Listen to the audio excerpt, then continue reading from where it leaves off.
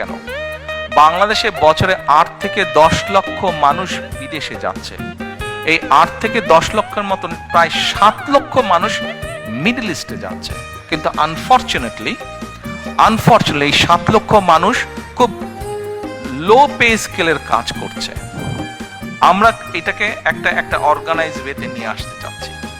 যেই মানুষগুলো মিডল ইস্টে যাচ্ছে তাদেরকে যদি আপনি মিডল ইস্টে যেই কাজগুলো হয়, যেই জবগুলো বেশি পাওয়া যায়, সেই রিলেটেড ট্রেনিংগুলো যদি তাদেরকে দিতে পারেন, সেই related training with the language আপনি যদি তাদেরকে রেডি করতে পারেন, তাহলে যে মাসে $100 বেতন পাচ্ছে ইজিলি সে $500 বেতন পাবে। ভ্যালু অ্যাড হচ্ছে।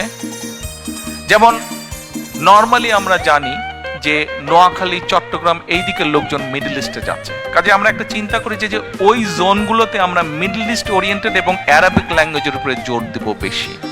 আমরা জানি যে ফরিদপুর বেল্টের লোকজন মোস্টলি ইটালি এই দিকে থাকে। আমরা এই এলাকাগুলোতে ইটালিয়ান ল্যাঙ্গুয়েজ এবং এখানে যেই জব ওরিয়েন্টেড আছে, জবগুলো পাওয়া যায়, সেগুলোর ব্যাপারে আমরা ভোকেশনাল বা ট্রেনিং ইনস্টিটিউটগুলো রেডি করব। ঠিক এইভাবে যেই জোনগুলোতে হয়, সিলেট তো সবগুলাই পারে, ঠিক ওভাবে আমরা জিনিসটাকে সাজাবো। এবার আসেন মোটামুটি